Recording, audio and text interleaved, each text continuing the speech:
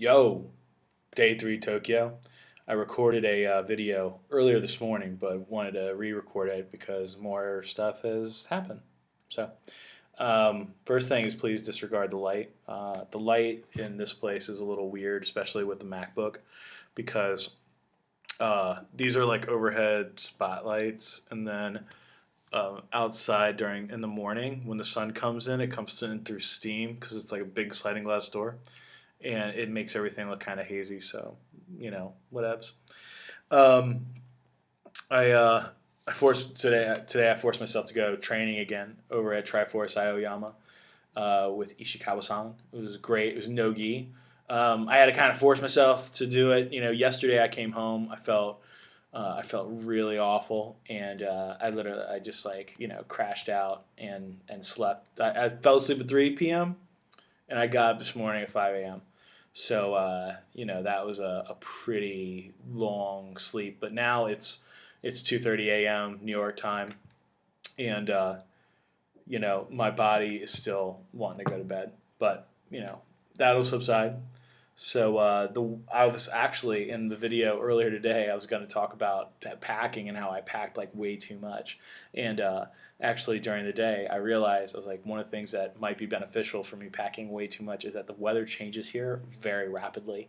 It's very similar to London, where it'll be freezing cold in the morning, and then it'll be 60 degrees at noon because of a wind or in the sun and all that shit, and then it'll be freezing cold again, and then it's just like, and then it'll rain, and it's like it goes back and forth.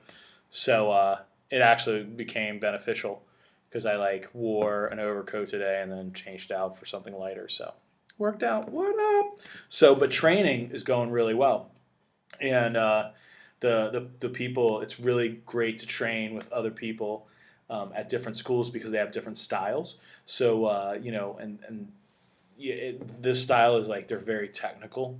It's been just amazing. Even like the people who are just a few months in, white belts, have they got some game. So and it's new and it's different. They're really good with the knee cut pass, and they're really good at taking back, and they're really good at chokes. Really good at chokes. I haven't been able to throw a Kimura on anybody. They keep all their defenses really tight. So thumbs up, and it makes me step my game up. But even with like their warm up, my I am just incredibly sore right now. So between like jet lag and the sleeping thing and the training and all that stuff, so it'll subside. On training, I was actually like really happy that I found a grocery store today. Just a FYI, if anybody ever needs to know this, grocery stores are in the basement of department stores. They're not out on the street.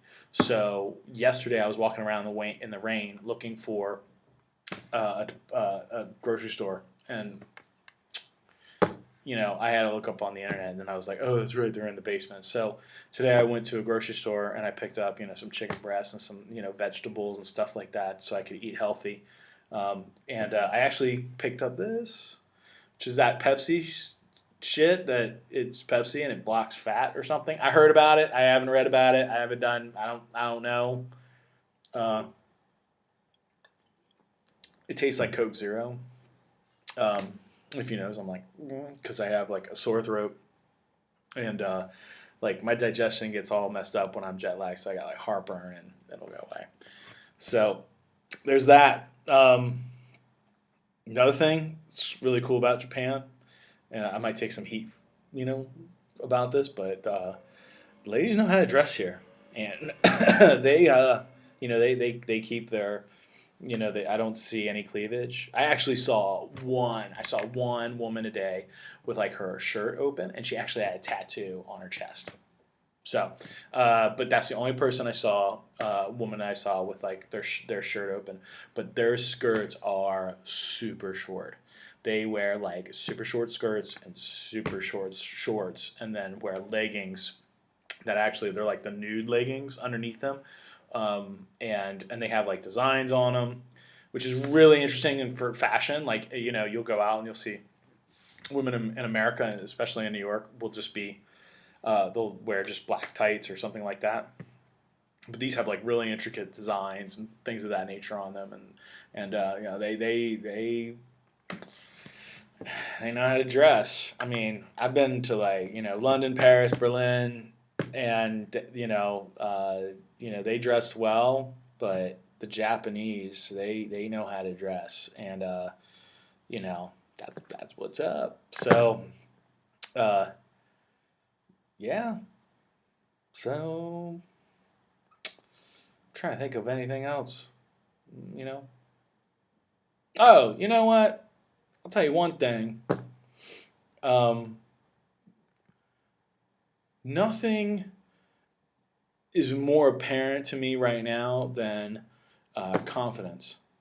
And like I know that, yeah, like being away from home, like I'm away from home, away from my bed, I'm away from my dog, and I keep like taking the train, like being like, oh, I got to walk Clyde, and and Clyde's not here, obviously, and I miss him, but that'll subside, like that homesickness.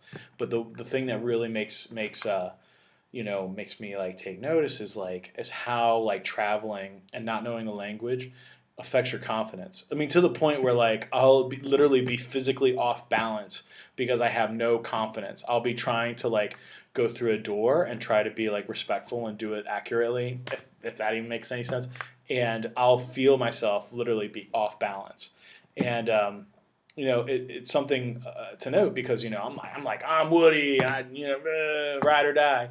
But when you actually go to another country and you have zero confidence and you can't like just say thank you, or you can say it but you feel stupid for saying it. It's just an interesting feeling. It's an interesting feeling to kind of dip in and dip out. Um, you know, it'll subside, but it's an interesting feeling. So it makes you kind of realize like it doesn't. Some things matter and some things don't, and some things can matter even though they don't. If that makes any sense.